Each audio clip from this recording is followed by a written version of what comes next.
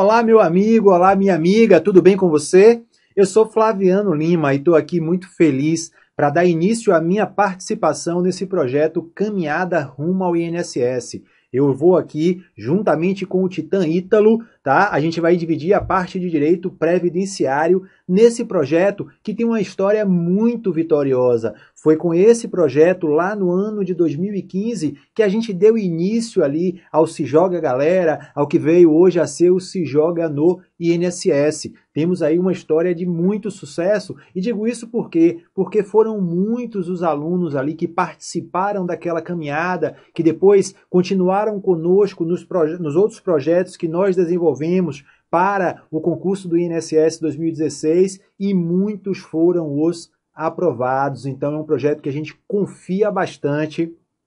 São diversos simulados onde a gente tem a oportunidade ali de percorrer todos os assuntos, trazendo ali os pontos mais relevantes para que você chegue na sua prova muito confiante, muito tranquilo, com aquela sensação de que você cobriu o programa, de que você sabe o que te espera naquela prova. Isso dá uma confiança, dá uma tranquilidade que com certeza facilita muito o seu trabalho. Esse é o nosso papel, afinal. A gente está aqui para facilitar a sua vida, para te passar o conteúdo da melhor forma. Esse é sempre o nosso objetivo. Beleza, galera? Então, hoje, nesse primeiro simulado, as nossas questões estão ali entre as questões de números 71 e 80. Vamos lá, sem mais delongas, dar início à correção das questões. Olha lá. Questão 71.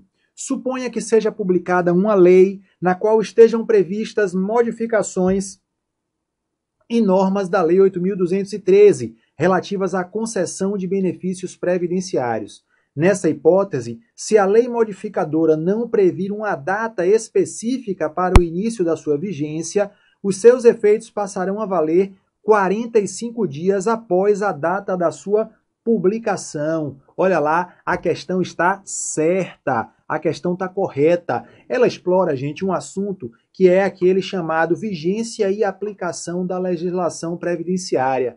Essa matéria está disciplinada lá na Lei de Introdução às Normas do Direito Brasileiro, que antigamente era conhecida como Lei de Introdução ao Código Civil, hoje é a Lei de Introdução às Normas do Direito Brasileiro. E lá, essa lei, lá no artigo 1º, olha só, essa lei diz o seguinte: se não houver na lei uma cláusula determinando quando se dará o início da vigência, a vigência ocorre 45 dias após a publicação. Então, olha só, caso a lei não contenha uma cláusula determinando quando se dará o início da sua vigência, a Lei de Introdução às Normas do Direito Brasileiro, tá certo? A Lei de Introdução às Normas do Direito Brasileiro, peraí, que eu errei aqui, vamos lá para essa sigla ficar corretinha aqui, ó, para você não se confundir, ó, vamos nessa. Cadê? Aqui é a Lei de Introdução às Normas do Direito Brasileiro, LINDB. Lá no artigo 1º, essa lei diz o seguinte: se não houver uma cláusula prevendo o início da vigência, essa vigência se inicia 45 dias após a publicação. É uma norma específica do direito previdenciário? Não, vale para todo o direito brasileiro. Se aplica também ao direito previdenciário? Claro que sim. É uma regra que, na prática, tem pouquíssima aplicação. Por quê? Porque hoje, praticamente todas as leis, elas já dizem lá, ao final, já tem o último artigo da lei, normalmente diz quando é que ela entra em vigor. Mas a gente sabe que, se não houver essa previsão, a vigência se inicia 45 dias após a publicação, conforme está lá previsto no artigo 1º da Lei de Introdução às Normas do Direito Brasileiro. Quero fazer uma observação importante. Veja, na questão, ó, eu fiz questão de dizer, eu quis enfatizar que essa lei aqui a qual a gente estava se referindo era uma lei, ó, que ela tratava de, ela trouxe modificações nas normas da Lei 8.213. Por quê? Porque a gente sabe que as normas da Lei 8.213 são relativas à concessão de benefícios previdenciários. Porque tem uma observação importante aqui. Qual é? quando, se a lei criar uma nova contribuição de Seguridade Social, e aí a gente vai falar do que está lá no artigo 195, parágrafo 6º da Constituição, olha só, e a gente vai dizer assim, bem, segundo o artigo 195, parágrafo 6º, esse artigo traz a famosa regra da noventena.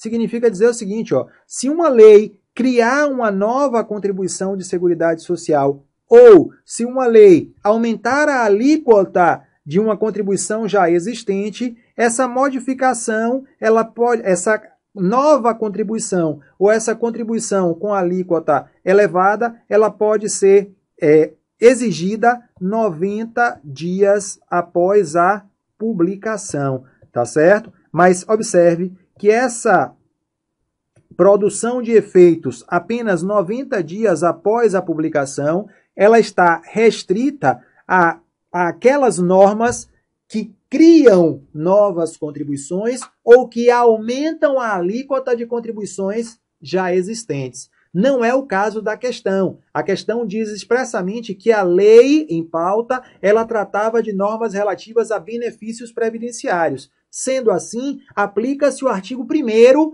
da Lei de Introdução às Normas do Direito Brasileiro, que diz o quê? Que se a própria lei não trouxer uma cláusula prevendo o início da sua vigência, esse início acontece 45 dias após a sua publicação.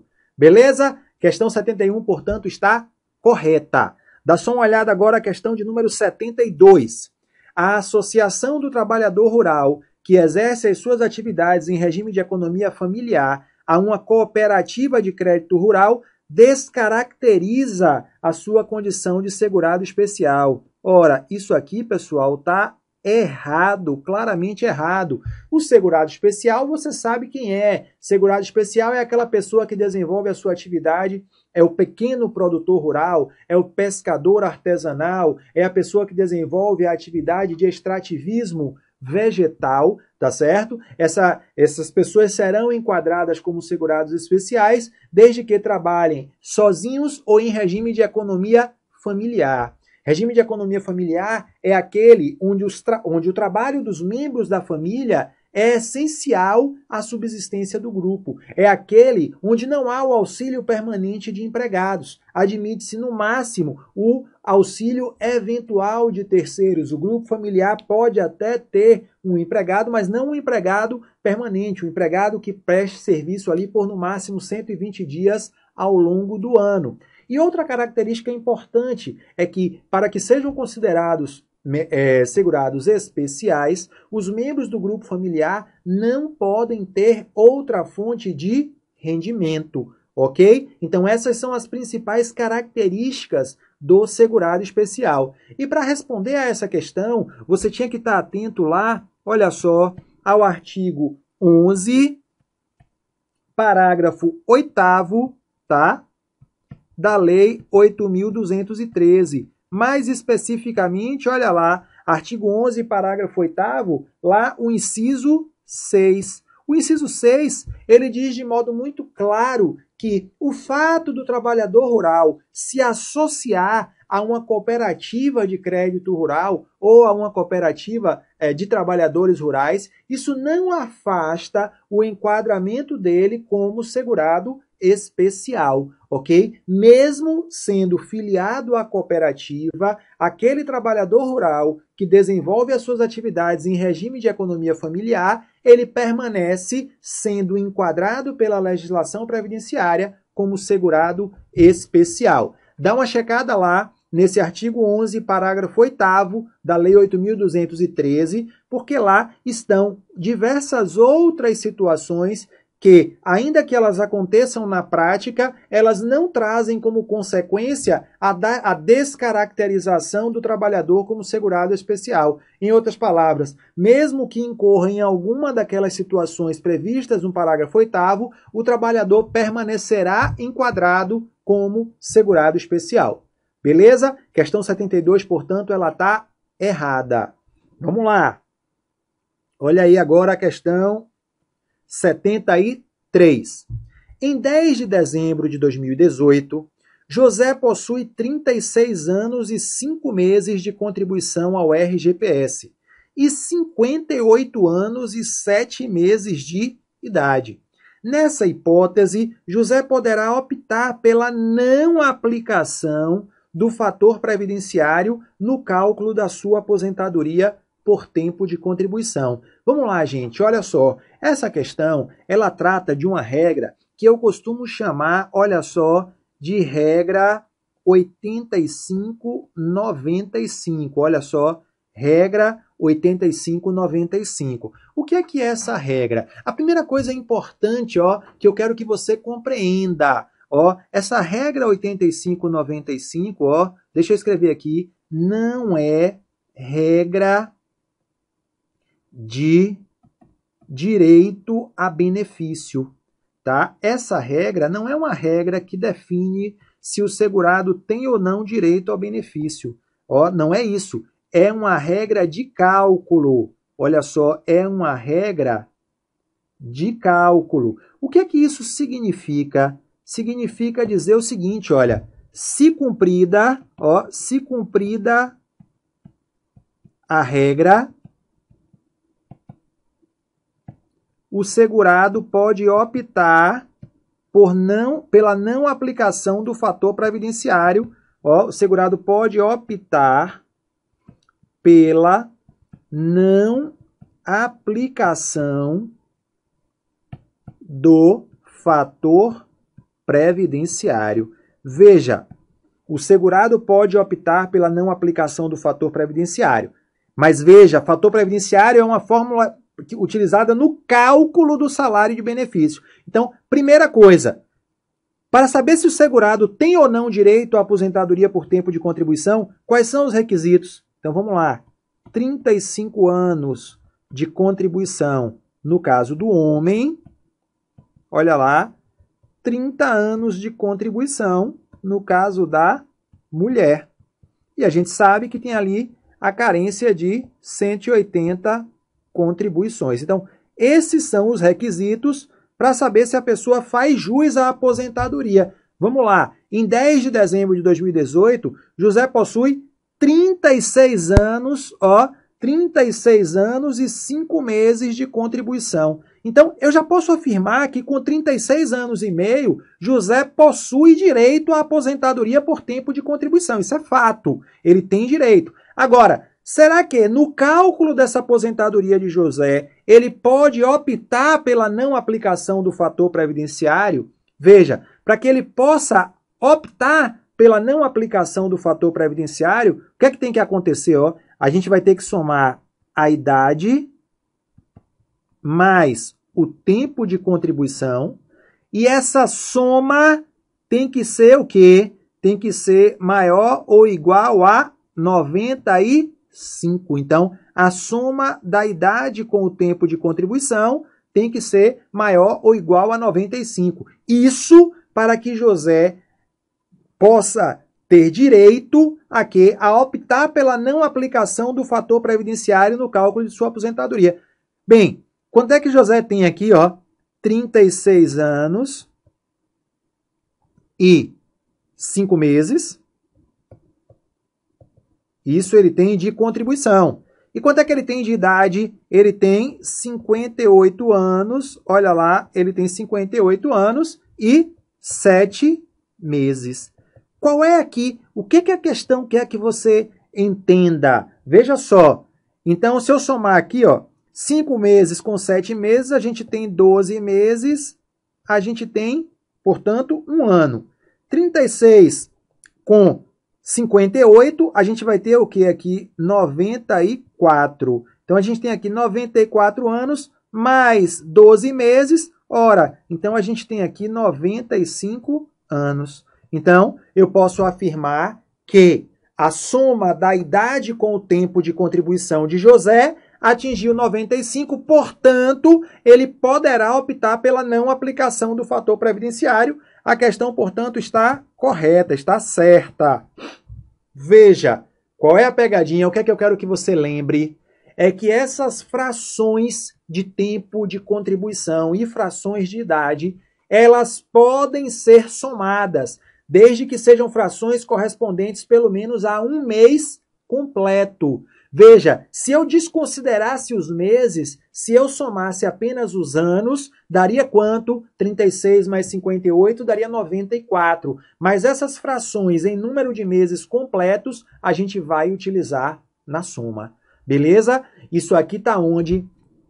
Está lá no artigo 29C, ó, artigo 29C da Lei 8.213. Artigo 29C, especialmente lá no parágrafo 1º, tá? Especialmente lá no parágrafo 1º, você vai observar isso que a gente acabou de falar. E para a gente finalizar, olha como a questão tá, ó. Ela tá falando aqui em 10 de dezembro de 2018. Por que 2018? Por que 10 de dezembro? Porque em 31 de dezembro, a lei já prevê o quê? Que essa regra muda. A partir de 31 de dezembro, a lei de 2018, a regra não vai ser mais 85,95. A regra vai ser 86,96. A soma mínima para que o segurado possa optar pela não aplicação do fator previdenciário, a partir de 31 de dezembro de 2018, passará a ser de 86 pontos, no caso da mulher, e 96 pontos, no caso do homem. Por que pontos, Flaviano? Porque a gente está somando grandezas diferentes, né? A gente está falando em idade e tempo de contribuição. Então, esse resultado aí, a lei diz que ele é expresso em número de pontos, a soma da idade com o tempo de contribuição. Beleza, galera? A questão 3, portanto, ela está correta. Vamos lá para a questão de número 4.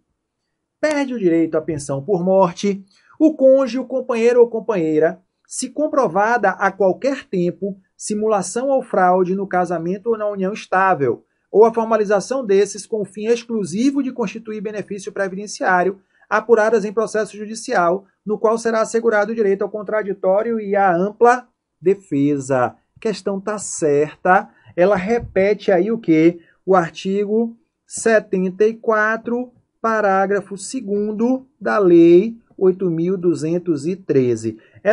Esse texto foi inserido na Lei 8.213, lá no ano de 2015, foi uma modificação importante porque veio para impedir os chamados casamentos puramente previdenciários, casamentos que não tinham uma existência real e eram feitos simplesmente para gerar direito aos benefícios previdenciários. Eram situações de simulação feitas muitas vezes quando o segurado estava ali à beira da morte. Então, para evitar situações como essa, a lei hoje deixa claro que se ficar comprovada a simulação no casamento ou na união estável, a pessoa perde o direito ao benefício. Obviamente que essa verificação de que houve simulação, essa verificação tem que ser feita em um processo judicial, ok? Então, a questão 74 ela está correta. Vamos lá para a questão de número 75. Em 1960, foi editada a Lei 3.807, conhecida como Lei Orgânica da Previdência Social, que unificou os diversos institutos de aposentadoria e pensão então existentes e determinou a criação do INPS, Instituto Nacional de Previdência Social. Errado. Errado por quê? Vejam, a Lopes, tá? O que é que a Lopes fez? A Lei 3.807 de 60, ela promoveu a chamada unificação legislativa. Significa dizer que, a partir da Lopes, os diversos institutos de previdência então existentes, eles passaram a funcionar seguindo a mesma legislação. Mas a Lopes, ela não chegou a fazer a unificação desses institutos. A unificação somente veio a ocorrer, olha lá, em 1966, quando houve ali a publicação do Decreto-Lei número 72. E foi exatamente esse Decreto-Lei que criou o INPS, o Instituto Nacional de Previdência Social, e ele unificou os institutos, tá? Observe que esse decreto-lei, ele é de 1966, e ele entrou em vigor em 1º de janeiro de 1967. Beleza, galera? Então, se liga nisso aí. A questão está errada, porque a criação do INPS somente aconteceu em 1966, com o Decreto-Lei número 72, que entrou em vigor em 1º de janeiro de 1967. Vamos avançando. Questão de número 6. Questão de número 76. Se o óbito do segurado decorrer de acidente de qualquer natureza ou de doença profissional ou do trabalho, independentemente do recolhimento de 18 contribuições mensais ou da comprovação de 2 anos de casamento ou de união estável do cônjuge ou companheiro sobrevivente na data do óbito do segurado, a duração da pensão por morte será definida em função da idade do cônjuge ou companheiro sobrevivente na data do óbito. Olha só, tá correto isso aqui. Tá correto. Veja, a questão trata de um ponto muito interessante, porque eu vejo que ele traz algumas dúvidas para os estudantes. Então vamos lá, vamos bater isso aqui para você não ficar com dúvida. A gente está falando de quê? Basicamente a gente está falando do prazo de duração da pensão por morte devido ao cônjuge ou companheiro do segurado. O segurado faleceu, ele, quando faleceu, vivia em união estável, ou então ele era casado, e a gente quer saber se esse cônjuge ou companheiro, por quanto tempo ele terá direito à pensão por morte. Veja, aí a gente tem 3 situações, ó. Primeira delas, vamos botar aqui, ó, cônjuge barra companheiro, ó, cônjuge barra companheiro inválido, ó, inválido ou deficiente. Bem, se o cônjuge ou companheiro do segurado falecido era inválido ou deficiente, ó, ele receberá a pensão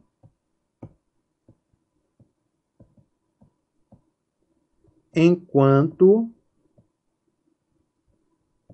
permanecer nessa condição. Então, se o segurado faleceu, ele deixou um cônjuge ou então ele deixou um companheiro que era inválido ou então era deficiente. Esse cônjuge ou companheiro vai receber a pensão por morte enquanto estiver na condição de invalidez ou de deficiência. Tá certo? Agora, olha só. Então, essa é a primeira hipótese. Aí, olha só. Se o segurado não tinha 18 contribuições. Ou, e aí eu digo aqui, ó, importante, ou o casamento barra união estável não tinha, olha lá, não tinha 24 meses, ou uma coisa ou outra, tá? O que é que vai acontecer? O cônjuge ou companheiro receberá a pensão por 4 meses, ó.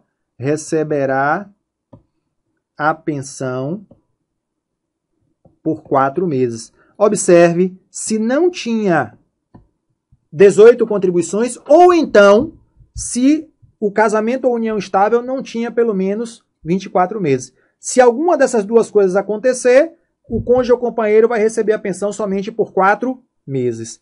E, por fim, olha só, se o segurado já tinha 18 contribuições e o casamento barra união estável já tinha 24 meses, ó. Se as duas condições estiverem presentes, a duração da pensão vai ser determinada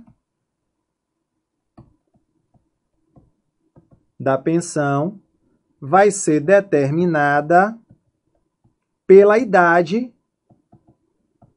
do cônjuge ou companheiro na data do óbito. Pela idade do cônjuge ou companheiro, nos termos lá de uma tabelinha que está lá no artigo 77. Tudo isso que eu estou falando aqui está lá no artigo 77 da Lei 8.213. Essa tabelinha, ela estabelece que a pensão terá uma duração mínima de 3 anos e, no limite, ela poderá até ser vitalícia. Beleza, galera? Então, essa é a regra lá que está no artigo 77. Qual é o detalhe da questão? O detalhe é o seguinte, ó, é que a gente tem que ficar atento à causa do óbito. Por quê? Porque se o óbito foi decorrente de um acidente de qualquer natureza, se o óbito foi decorrente de uma doença profissional ou doença do trabalho, qual é a consequência? A gente nunca vai aplicar a regra dos 4 meses. Então vamos voltar aqui, ó. Veja. Então o que é que está dito aqui? Ó? Se o óbito do segurado decorrer de acidente, tá? Ainda, independentemente do recolhimento de 18 contribuições ou da comprovação de 2 anos de casamento, a duração da pensão por morte será definida em função da idade. Correto. Por quê? Porque se a causa foi uma dessas aí, a gente nunca vai aplicar aquela regrinha dos 4 meses. Beleza? Se liga nisso aí. Artigo 77 da Lei 8.213, regrinha importante. Vamos lá. Questão 77.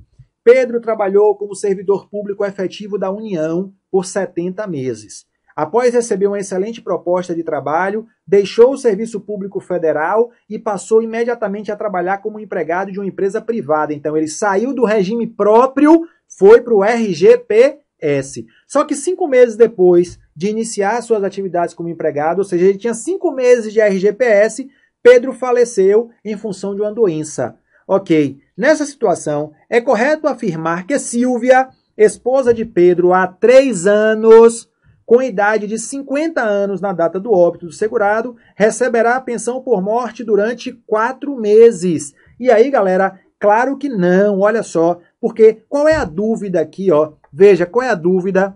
Ele tem que ter o quê? Ele tem que ter 24 meses de casamento. Isso aí ele tem, a questão deixa claro que ele tem, porque ele já está casado há 3 anos. E ele tem que ter pelo menos 18 contribuições. Ok, ele tem que ter 18 contribuições. No RGPS ele tem 5, mas ele já tem um período passado, né? Ele já tem um período lá atrás. Ele já tem um período lá atrás que ele tem de contribuição por regime próprio. Então, qual é a dúvida? Esse período de contribuição que ele já tinha lá para o regime próprio, isso aí vai ser computado para fins dessas 24, para fins de verificação dessas 18 contribuições? Sim. Então, ele já vai ter aqui, ó, ele já vai ter aqui a 70 mais 5, ele já vai ter 75 contribuições. As contribuições para o regime próprio são computadas. Onde é que está isso, Flaviano? Está lá no artigo 77, lá no parágrafo 5º da Lei 8.213. Beleza, galera? Então a questão ela está o quê? Ela está errada. Ela não vai receber a pensão somente por 4 meses. Como ela já tem 50 anos, ó, essa pensão ela vai ser vitalícia. A regra que vai ser aplicada aqui é aquela regra de que a duração da pensão depende da idade do cônjuge ou companheiro. E como ela já tinha 50 anos, a pensão vai ser vitalícia. Beleza? Olha aí a questão 78. De acordo com a Lei 8.213, um dos princípios da Previdência Social é a irredutibilidade do valor dos benefícios de forma a preservar-lhes o poder aquisitivo. Questão está certa, ela está repetindo ali o artigo 2º, artigo 2º, inciso 5 da Lei 8.213. Tá? Os benefícios previdenciários, eles devem ser obrigatoriamente reajustados a cada ano com base na variação integral do INPC, a fim de que mantenham o seu poder aquisitivo, a fim de que mantenham o seu poder de compra. Beleza, galera? Olha aí a questão 79. É vedado pela Lei 8.213 o recebimento conjunto de seguro-desemprego e auxílio-acidente. Tá errado. Tá errado porque, para falar em acumulação de benefícios, você tem que ir lá no artigo 124 da Lei 8.213, mais especificamente lá no parágrafo único. E aí você verá o quê? Que o seguro-desemprego, ele pode ser acumulado, tá? O recebimento do seguro-desemprego pode ser acumulado com o quê? Com auxílio acidente e com pensão por morte. Beleza, galera? Então, são os únicos benefícios que podem ser acumulados com o seguro-desemprego. São o auxílio acidente e a pensão por morte. Tranquilo? Artigo 124, parágrafo único lá da Lei 8.213. Lembre-se qual é a regra. A proibição de acumulação vai estar sempre expressa na lei. Então, as situações onde não é permitido o recebimento vai estar sempre expresso na lei. Se a lei não fala nada, em tese é possível a acumulação. Tranquilo? Vamos lá, questão 80. De acordo com a Lei 8.742, para efeito de verificação do direito ao recebimento do BPC-Loas, a família é composta pelo requerente, o cônjuge, o companheiro, os pais e, na ausência de um deles, a madrasta ou o padrasto, os irmãos solteiros, os filhos e enteados solteiros e os menores tutelados, ainda que não vivam sob o mesmo teto. Ó, a questão está errada e o erro está exatamente aqui, ó, nessa parte final. Não é ainda que não vivam sob o mesmo teto. É, ó, desde que vivam sobre o mesmo teto, tá? Desde que vivam sob o mesmo teto. Então, essas pessoas somente serão consideradas no conceito de família para fins de verificação do direito ao BPC-Loas se elas viverem sob o mesmo teto. Não esqueça, para fazer jus ao BPC-Loas, qual é a regra? A renda per capita familiar tem que ser inferior a 1/4 do salário mínimo. BPC-Loas é benefício assistencial, ele não depende de prévia contribuição. Para fazer jus ao benefício, você tem que provar que necessita, que preenche os requisitos previstos em lei. Tá? Bom, o que é renda per capita inferior a 1/4 do salário mínimo? Eu vou identificar quem são os membros da família, somar a renda de cada uma dessas pessoas e dividir pelo número de membros. E o resultado tem que ser inferior a 1/4 do salário mínimo. E, para fins de identificação, quem é a família, eu só vou considerar, olha só, aquelas pessoas que vivem sob o mesmo teto, tá? Então, cônjuge, companheiro, pais. Na falta de pai ou na falta de mãe, a gente pode considerar o padrasto ou a madrasta, os irmãos solteiros, os filhos e enteados solteiros, os menores tutelados, desde que eles vivam sob o mesmo teto. Se a pessoa tem um filho, mas esse filho já não mora mais com ela, esse filho já tem a sua casa própria, ok, esse filho, para fins de definição do direito ao BPC-Loas, ele não vai ser considerado família. A renda dele não vai ser computada, ele não vai ser considerado como um membro daquele grupo familiar. Beleza? Isso está onde? Isso está lá no artigo 20, parágrafo 1º da Lei 8.742. Tranquilo, galera? Espero que vocês tenham gostado. Questões simples, questões tranquilas. Se você ficou com alguma dúvida, entre em contato comigo lá, coloca lá sua dúvida lá no site, que a gente está sempre dando uma olhada eu vou com certeza passar por lá para dar uma olhada na sua dúvida. Beleza? Abraço para vocês e a gente se vê no nosso próximo simulado. Fiquem com Deus, muito sucesso para vocês.